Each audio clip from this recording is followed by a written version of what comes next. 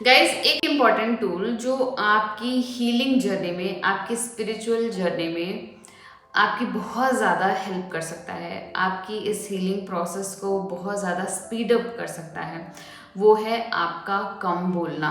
Hi guys, welcome to my channel healing process. मेरा नाम है सुमन।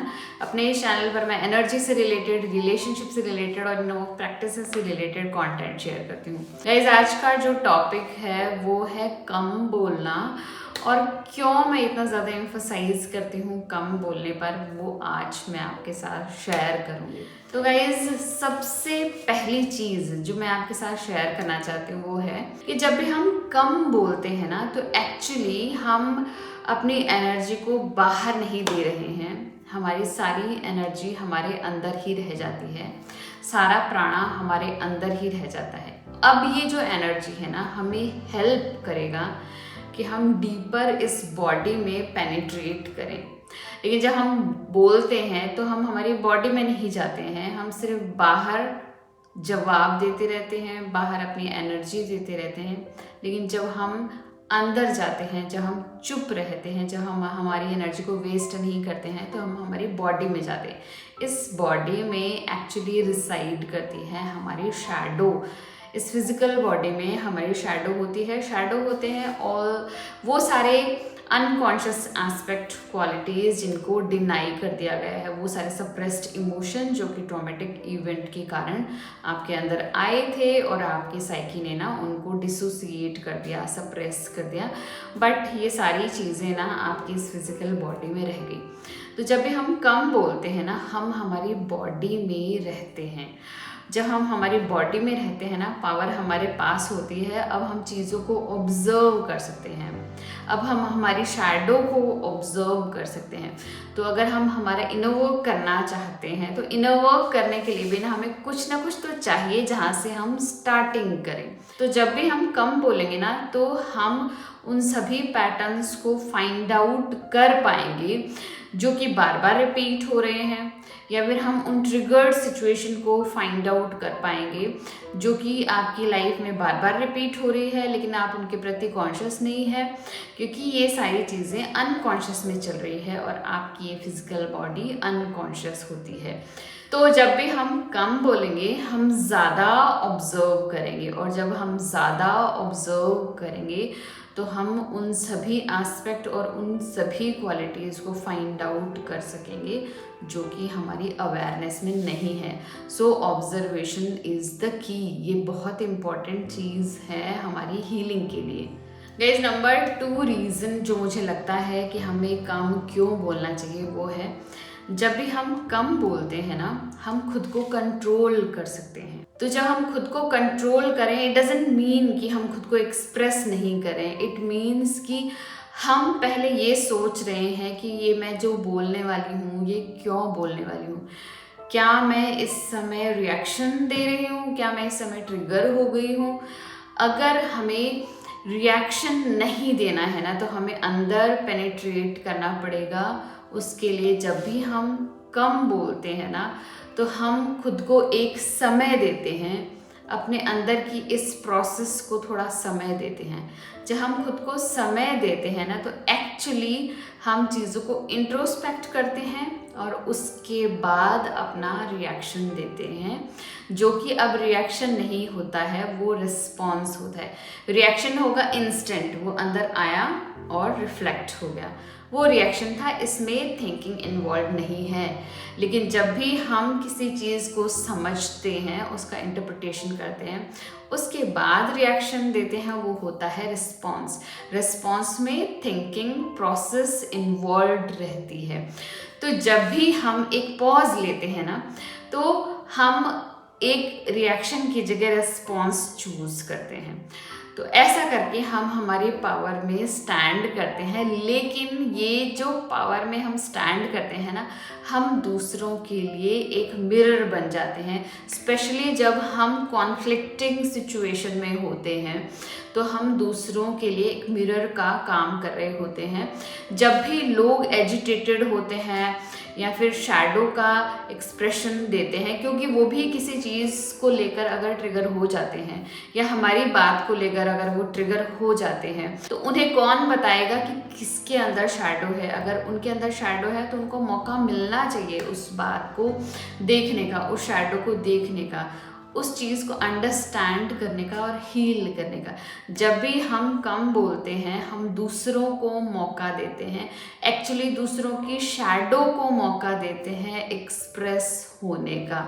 एक्चुअली लड़ाई इंसान और इंसान की नहीं हो रही होती है, लड़ाई हो रही होती है शैडो और शैडो की, ईगो और ईगो की। लेकिन जब हम कम बोलते हैं तो हम रेस्पॉन्स चूज करते हैं तो हमारी शैडो जो होती है काम डाउन हो जाती है, जो हमारा ईगो होता है वो काम डाउन हो जाता है। अब हम हमारे ईगो को कंट्रोल कर सकते हैं क्योंकि हम रिएक्शन नहीं दे रहे हैं, क्योंकि हम कुछ भी वॉमिट नहीं कर रहे हैं, हमारी पावर हमारे अंदर है। लेकिन जब लोगों को हम ये मौका देते हैं कि तुम बोलो क्योंकि मैं चुप हूँ, तो एक टाइम आएगा जब वो अपनी इन शैडो को रियलाइज कर लेंगे, क्योंकि आप उनके सामने एक मिरर की तरह हैं। जब वो अपने शैडो आपके ऊपर प्रोजेक्ट करेंगे वो उन शैडो को वापस से समझ लेंगे कि गलती उनकी है या परेशानी उनके अंदर है, हमारे अंदर नहीं है।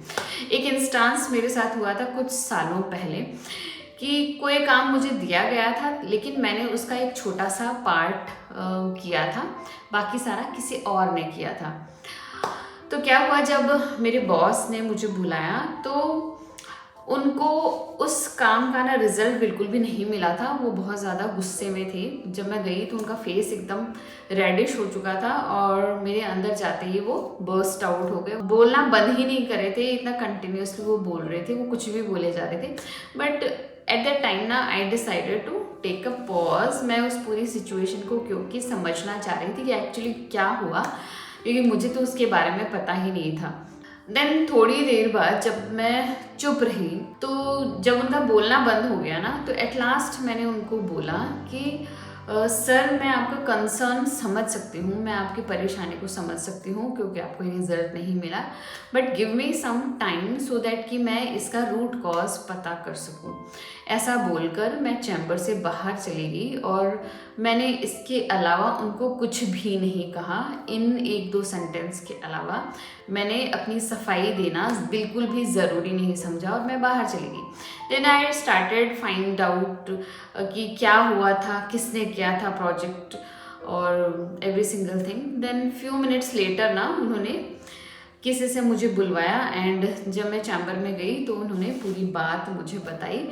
देन एट दैट टाइम ना ही रियलाइज्ड कि उन्होंने किस तरीके से बिहेव किया था।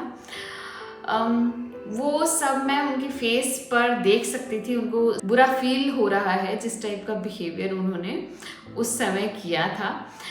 तो इस बात से ये पता लगता है कि जब हम चुप रहते हैं ना, लोग अपनी गलतियां खुद रियलाइज कर लेते हैं, क्योंकि जब हम हमारी पावर में होते हैं ना, कोई हमें हिला नहीं सकता है। इसके लिए भी ना एक चीज़ हमें समझनी है, अगर किसी इंसान ने कोई चीज़ आपको कह दी, कोई बात आपको कह दी, अगर आप उससे इरिटेटेड हो गए, परेशान हो गए, ओवरवेल्म हो गए, इट मीन्स कि शैडो आपके अंदर है, आपको उसको हील करना है, इंटीग्रेट करना है। लेकिन उनकी बातें अगर आपको परेशान नहीं कर पा रही है, इट मीन्स कि आपके अंदर उससे रिलेटेड कुछ भी इनसिक्योरिटी नहीं है, कोई भी शैडो नहीं है। एक्चुअली सामने वाला पर्सन इतना ट्रिगर्ड घूम रहा है, इट मीन्स कि उनके अंदर शैडो है। जो इंसान ट्रिगर हो जाएगा, जो इंसान रिएक्टिव हो जाएगा, उस इंसान के अंदर वो ट्रॉमा होगा, वो वूंड होगी या फिर वो अनहील्ड पार्ट होगा जो उसे अभी हील करना बाकी है। एक्चुअली जब हम दूसरों के सामने इस टाइप से मिरर बनते हैं ना, तो हम एक बहुत अच्छा काम कर रहे हैं। हम इस ह्यूमैनिटी के लिए ना एक बहुत अच्छा काम कर रहे हैं, क्योंकि लोगों को ये जानना बहुत ज़्यादा ज़रूरी है कि उनके अंदर क्या भरा हुआ है। जब उनको ये जानने का मौका मिलेगा तभी वो उस चीज़ को हील कर सकते हैं। लेकिन अगर हम उनकी ही शैडो के साथ खुद की ही शैडो की लड़ाई करवाएंगे, अगर हम हमारी पावर में स्टैंड नहीं करेंगे, हम भी इगोइस्टिक हो जाएंगे तो उनको कभी मौका नहीं मिल पाएगा, ना उससे कभी हमें बेनिफिट मिलेगा। नंबर 3 है कि जब भी हम कम बोलते हैं ना, तो हम हमारे शैडो को एक्सप्रेस करने के लिए एक स्पेस दे देते हैं। ये जो हमारा कम बोलना है ना, एक स्पेस की तरह है, एक एनर्जेटिक कंटेनर की तरह है। मान लीजिए एक सामने वाला इंसान है और एक आप है, और इस बीच में ना ये कंटेनर है। ये कंटेनर है सामने वाले इंसान की शैडो के एक्सप्रेस होने के लिए और आपकी भी शैडो के एक्सप्रेस होने के लिए। तो एक्चुअली गाइज, जब भी हम ट्रिगर हो जाते हैं, जब भी हम एजिटेटेड परेशान हो जाते हैं, तो हमें एक इंसान चाहिए होता है, या ऐसा कोई चाहिए होता है जो हमें समझे ना, जो हमारी सुने, जो हमारी प्रॉब्लम को अंडरस्टैंड कर पाए, जो हमें होल्ड कर ले। बस ये जो कंटेनर है जो हमने चुप रहकर क्रिएट किया है, ये कंटेनर वो शैडो जो आपके अंदर है और ट्रिगर हो गई है ना, उस शैडो को एक्सप्रेस करने के लिए एक सेफ स्पेस है। क्योंकि जब भी आप चुप रहेंगे, आप एक मौका देंगे ये स्पेस क्रिएट करने का, जिसमें कि ना सामने वाला इंसान खुद के शैडो को एक्सप्रेस कर सकता है। और जब वो अपने शैडो को एक्सप्रेस कर सकता है या कर रहा है, तो कोई भी ज़रूरी नहीं है कि आप उसमें इंगेज करें। आप चुप रह सकते हैं, आप उसको ऑब्जर्व कर सकते हैं। ये जो स्पेस, ये जो कंटेनर है, ये हमने क्रिएट करके बाय जस्ट स्पीकिंग लेस या फिर ना बोलकर जो हमने क्रिएट कर रखा है ना, ये हमारी शैडोज को ये दिखाता है कि हम रेडी हैं खुद को हील करने के लिए। हम रिस्पॉन्सिबल हो रहे हैं हमारे रिएक्शंस को लेकर, और हम इनिशिएटिव ले रहे हैं। हम रेजिस्टेंस को एकदम ही कम कर रहे हैं, हम सरेंडर मोड में आ रहे हैं, और हम चाहते हैं हम हील हो जाएं, हम हमारी शैडोज को इंटीग्रेट कर लें। तो ये जो कंटेनर है, ये दिखाता है हम कितने समझदार हैं और हम कितने तैयार हैं खुद को हील करने के लिए। तो guys, at the end of this video I will highly suggest कि आप कम से कम बोलिए एंड थोड़ा सा स्लो डाउन हो जाइए। एंड इफ रिक्वायर्ड, अगर आपको बोलना ही पड़ता है ना, तो यूज़ वेरी लेस वर्ड्स पर मिनट। 1 मिनट में जो यूजुअली आप बोलते हैं उससे कम वर्ड्स को यूज़ करना स्टार्ट कर दीजिए। और जिससे कि क्या होगा कि हम एकदम से फाइट एंड फ्लाइट मोड में नहीं जाएंगे। जब भी हम रिएक्टिव हो जाते हैं, हम खुद को ये मौका देंगे कि हम चीज़ों को अंडरस्टैंड करें, थोड़ा सा समझें। जब भी हम समझ के रिएक्शन देते हैं तो वो रिस्पॉन्स होता है। रिस्पॉन्स में एक पावर होती है रिएक्शन को चूज़ करने की। हम किस टाइप का बिहेवियर चूज़ कर रहे हैं, हम किस टाइप का डिसीजन ले रहे हैं, हम किस टाइप का स्टेप अब आगे लेने वाले हैं ना, वो सारा उस स्पेस में होता है। और ये स्पेस बनती है जब हम थोड़ा सा चीज़ों को समझते हैं, ऑब्जर्व करते हैं बाय स्पीकिंग लेस। जब हम हमारी एनर्जी को इधर उधर वेस्ट नहीं करते हैं, हमारी एनर्जी को अपने ही अंदर रखते हैं।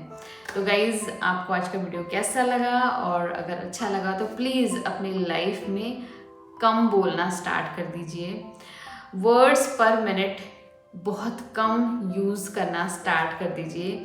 अपने टोन को भी थोड़ा सा स्लो डाउन करना शुरू कर दीजिए। तो गाइज़, अगर आपको आज का वीडियो अच्छा लगा तो प्लीज़ लाइक कीजिएगा, मेरे चैनल को सब्सक्राइब कीजिएगा। मिलते हैं ऐसे ही इंटरेस्टिंग वीडियो में, तब तक के लिए बाय।